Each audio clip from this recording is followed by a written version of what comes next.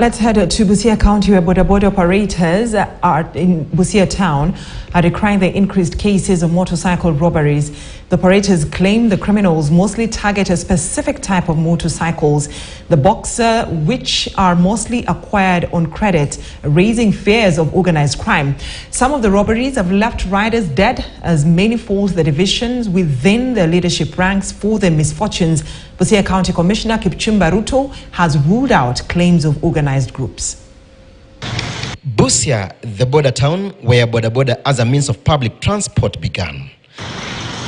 The means of transport was already established in Uganda. Bodaboda is coined from the word border. The home of bodaboda is no longer at ease, as a spate of robberies targeting motorcycles, specifically Boxer type, has been on the rise. 20-year-old Bernard Ocheng is one of the many victims. In the violent ordeal, the bodaboda operator succumbed to injuries as his attackers made away with his bike. The gang's modus operandi says they masquerade as passengers before they turn against the riders.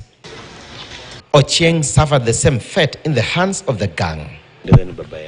His parents, now grieving and agonizing, are planning for his send-off. Sasa wakati ambapo tulipata habari kwamba ameuawa pale, na mimi nikaenda nikajionea, nilishangaa kwa sababu ilikuwa tu ni kitu kama ni njama.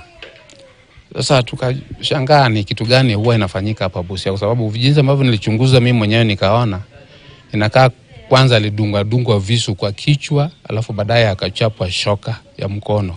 It wasn't the first time as a member of the family was attacked. 2 years ago, their firstborn son survived by a whisker after persons targeting his bike pounced on him. Firstborn wetu ambaye anaitwa Ernest Onyango pia alipatwa na jangwa kama hili. Inakaa miaka miwili iliyopita. Na sasa walimfumania kama mteja.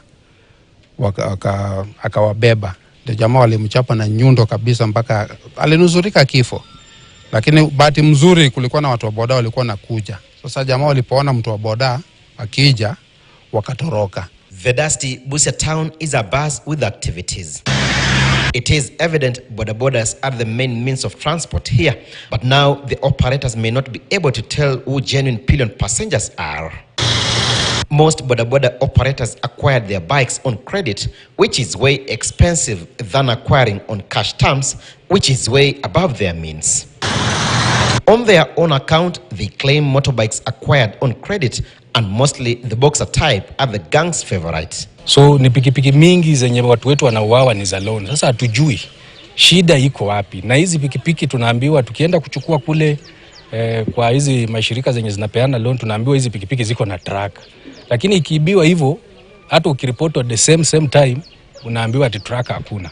So tunashindwa ni track aina gani hii, ama hawa watu wenye wanaekanga track hawa ndio wanafatanga hizi pikipiki ama. Some have lost their bodaboda or their motorcycle to criminals who masquerade as passengers but with the intention of luring the bodaboda to vary them to certain points so that they can steal their motorcycles.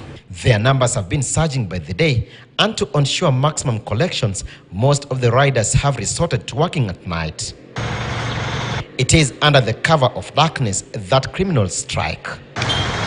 Given its proximity to the Kenya-Uganda border, stolen bikes are reportedly smuggled into Uganda, while some are allegedly dismantled and parts sold.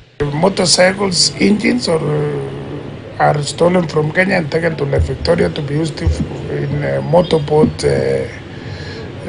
system so that they can use it to fish. We have been hearing those stories, but we have never obtained one because we have been also recovering motorboats from Lake Victoria. Even Ugandans have been impounding them, but we have never seen any motorboat which has been maybe remodeled or even modified to allow the use of bodaboda engine. The Bodaboda Association leadership in the town has also been prone to wrangles with warring factions allegedly targeting members of opposing camps. This occasionally degenerates into physical confrontations and witch hunt. Alan Ochanda, KTN News.